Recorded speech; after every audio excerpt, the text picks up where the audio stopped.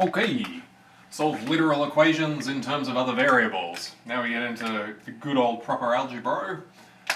There are essentially no numbers in this anymore. We're dealing with variables upon variables upon variables, which makes it nice and fiddly to try and think about, and this is the whole point of algebra, that you can think about every combination of things by only thinking about one combination of things. So, what do we got here? We've got x plus y equals z. Alright. Now this little comma x in inverted comma things, all that's saying is I want to figure out what x is. Now there's a slight problem with that because I want to know what x is and I don't know what y and z are. Well, bugger. But what we're going to do is figure out what x is if we knew what y and z were. Now if we go back a little bit, we go, oh okay, hang on, let's say that this was, say that. And immediately you go, well x is 1 then, what a waste of time. Yes, true. But what would we do to solve this? Well, we would minus off the 2. That's what we would have done officially, right? Or rigorously. Okay, well, I want to do that exact same line of thinking, but this time I've got y and z. Well, it doesn't matter, I'll just minus off the y, which is totally fine. I don't know what that value is, but if I did, I'd just minus it away.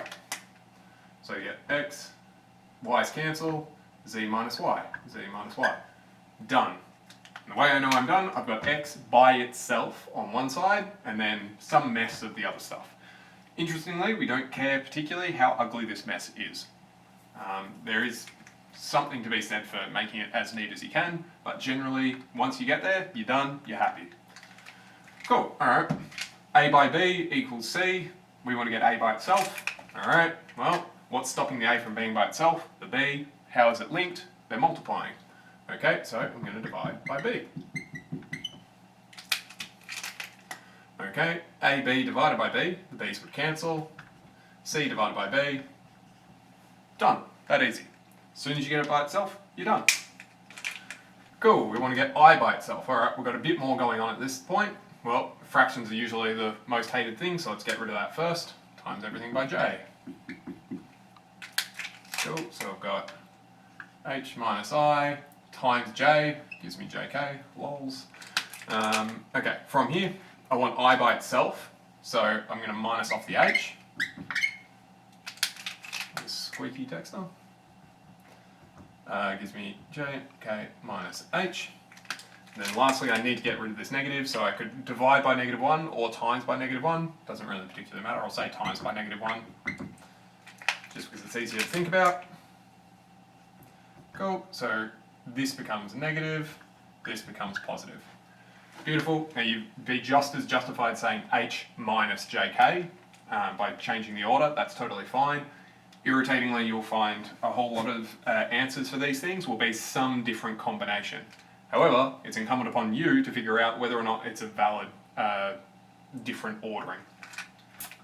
And since I mentioned that now, I should probably mention that A minus B, hopefully it's obvious that that's the same as that.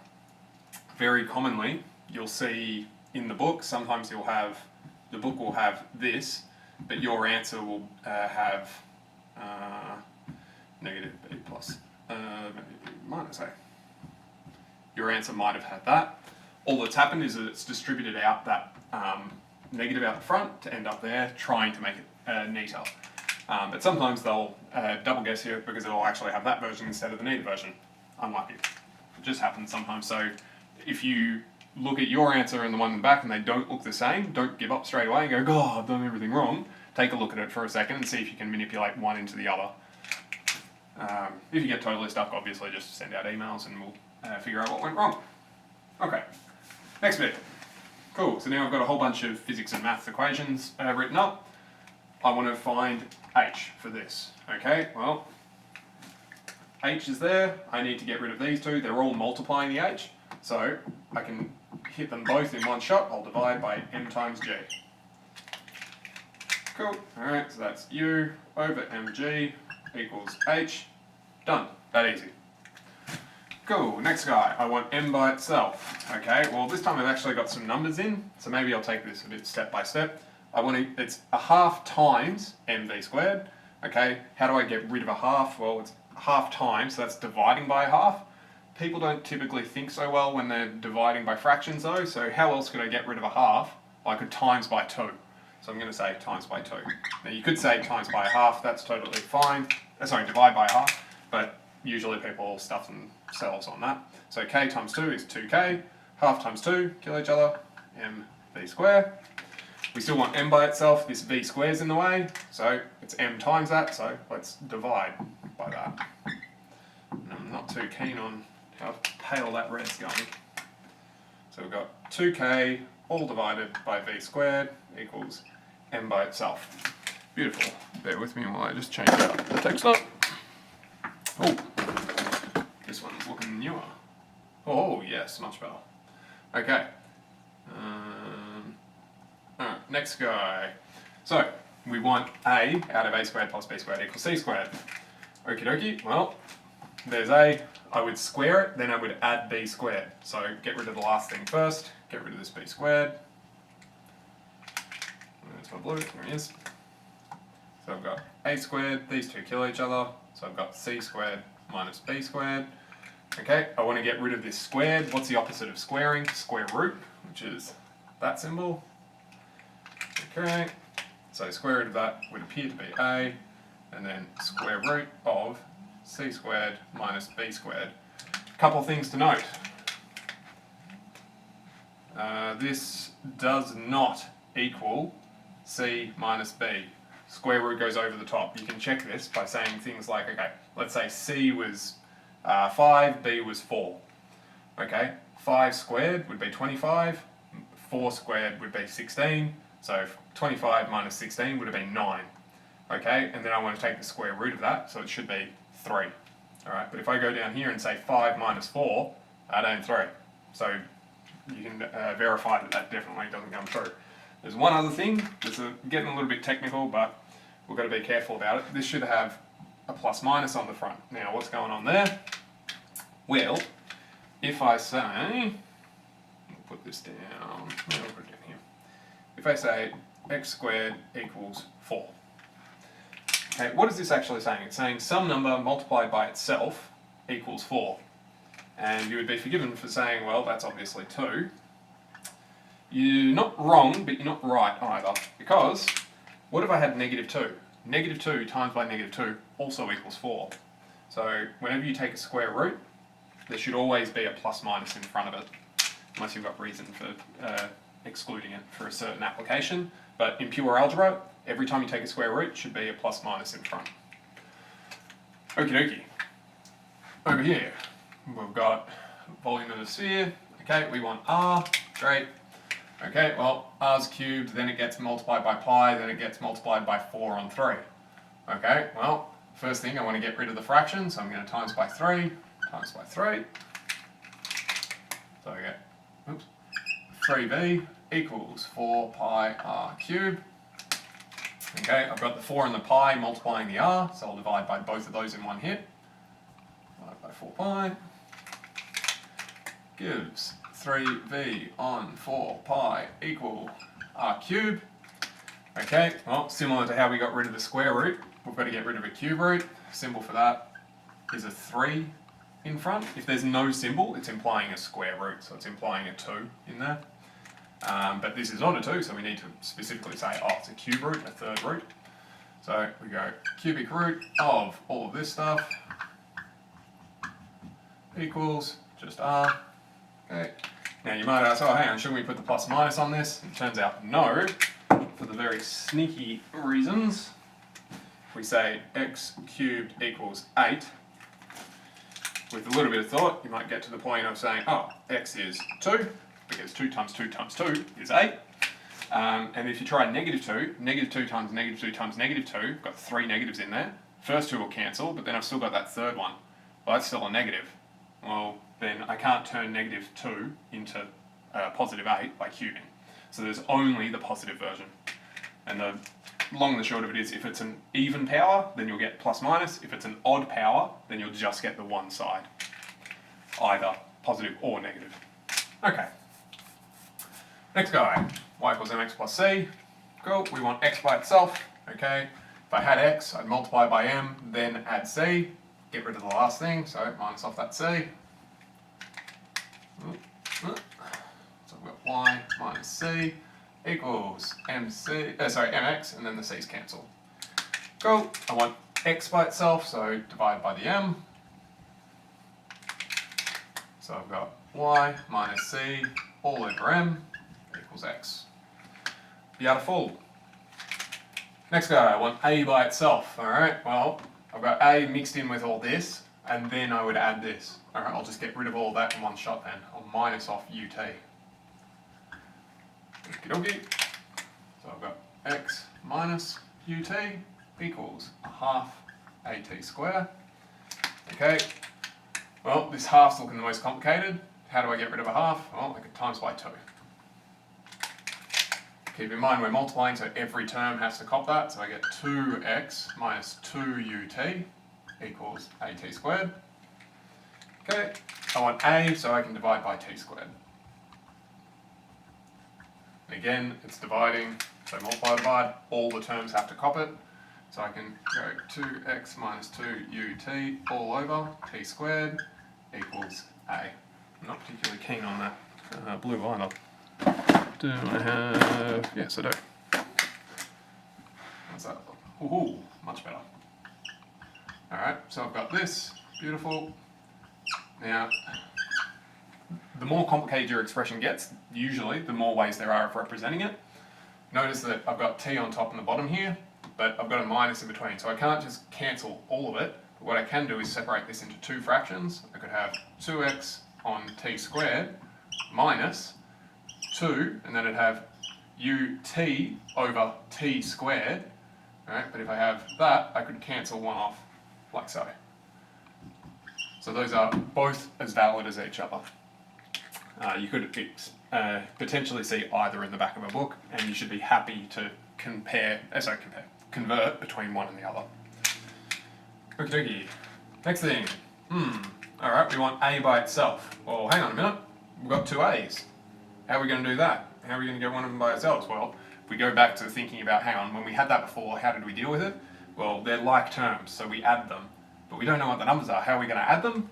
Well, if this was 2x plus 3x, what would you get? Well, 5x. Okay, why was it 5? Because 2 plus 3 is 5. Okay, so all you're doing is saying, okay, how many a's do I have? I have b plus c, lots of a, still equals d. Cool, okay, great. And now, all of this is multiplying a, so I just divide by all of this. So divide by all of b plus c, divide by all of b plus c. Cool, so I get a equals d divided by all of b plus c. Beautiful. Next guy, okay, we want x by itself. Ooh, he's a bit trapped underneath something. Well, I don't like fractions, I'd like to multiply everything. And I've got two fractions here. Okay, I'll times by both of them at the same time then. Nothing wrong with that. Times by xz, times by xz. I'm multiplying, so every term cops it. This multiplying by x would get rid of the x's, so I'd end up with 1. Times by z ends up with z. This multiplied by z will get rid of the z, so I've got y. Multiplied by x, so I get xy, or yx. I'm just putting in alphabetical order. These guys all multiply, so I get wxz. Cool, alright, so I've got no fractions now, but oh, hang on, I've got x's on both sides. Oh, I don't like that. Whenever you've got this stuff, move all your x's to one side. Previously we'd said, get rid of whichever one is smaller, but in this case we don't know which one's smaller, because y, w, z, which one's smaller? I don't know, it could be anything. Alright, I'm going to pick to move the xy, purely arbitrarily. You could move the other one, totally up to you, since we don't know which one's which. Okay, so I've got z on this side, they kill each other, equals wxz minus xy. Cool, alright. Well, I've got all my x's on one side, but I only want one x ultimately, so I've got to factorise these. So, oops, don't even need bread. So I'm going to say, alright, all of these include an x, great. This has wz minus y, so that if I expanded that, I'd get back to there. Cool, and last bit, I want x by itself, so I'll divide by this big ugly thing. Divide by wz minus y. Gives me z over wz minus y equals just x. Beautiful. So a bit of a chunky expression, but again, we don't particularly care as long as it matches in the back of the book. Another thing to note, particularly when you've got fractions, sometimes you might see in the back of the book, they might put a negative on top and then flip the guys underneath.